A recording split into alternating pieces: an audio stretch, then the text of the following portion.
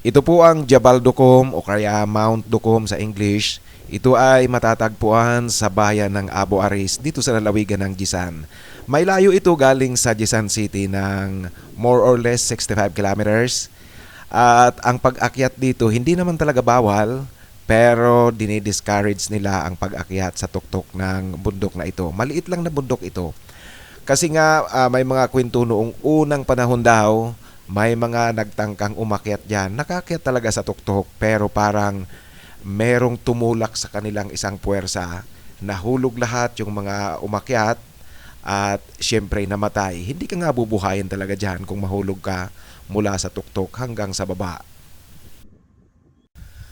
Ayon kasi sa paniniwala noong unang panahon, dito raw nakatira ang hari ng mga engkanto o kaya hari ng mga maligno. Ang tawag nila dyan ay jinn o kaya kung maramihan jinns.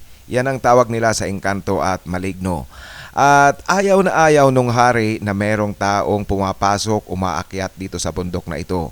Kaya ang sino mang umaakyat, kanilang itinutulak para mahulog pababa at lahat iyon namatay. Kaya kanina pagdating namin dito, sabi ng aking guide pagkatapos kong marinig ang ganyang kwento, hindi naman pala bawal. Sabi ko, maigi ka ako, samahan mo kung umakyat sa tuktok kasi magandang kunan ng video itong kapaligiran. Ang sagot niya sa akin, okay anya, hindi naman bawal, pwede kang umakyat, pero doon, umakyat kang mag-isa. Ang kwento na yan na aking sinabi, hati ang mga tao rito kung magtatanong talaga kayo.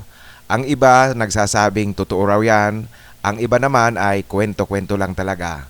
Ganoon pa man, totoo o hindi, mas maigi na po na sumunod tayo sa discouragement nila na huwag umakyat sa tuktok ng bundok na ito. Ngayon po bibigyan ko kayo ng 360 degrees camera turn of footage para maipakita ko sa inyo ang lugar. Sa muli po, ito ay nasa bayan ng Abu Aris dito sa lalawigan ng Jisan, Saudi Arabia. Ang pangalan ng bundok na ito ay Jabal Duqum. Yan ang pinapaniwalaan nila na noong panahon, dito nakatira ang hari ng mga maligno at engkanto. Alam nyo, medyo nakakatuwa ring marinig ang mga ganyang kwento dito sa Saudi Arabia. Kasi naniniwala rin pala sila sa mga ganyang kwento. Parang nasa Pilipinas na naniniwala tayo sa mga ganyan. Ang layo nito mula sa Jisan City is more or less 65 kilometers. So ito po ang lugar, maganda ang lugar. Madali itong puntahan kung gusto nyong makita kasi nasa gilid lang ito ng daan. Kung papunta kayo ng Jisan Lake from Jisan City, makikita nyo ito nasa bandang kanan.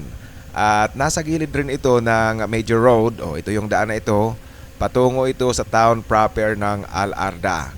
And pagkatapos ko nitong shot na ito, diretso na kami dito sa daan na ito, papunta sa Haifa Mountain. Again, ang pinakita ko sa inyo ay Jabal Duqum, ang engkantadong bundok dito sa Jisan.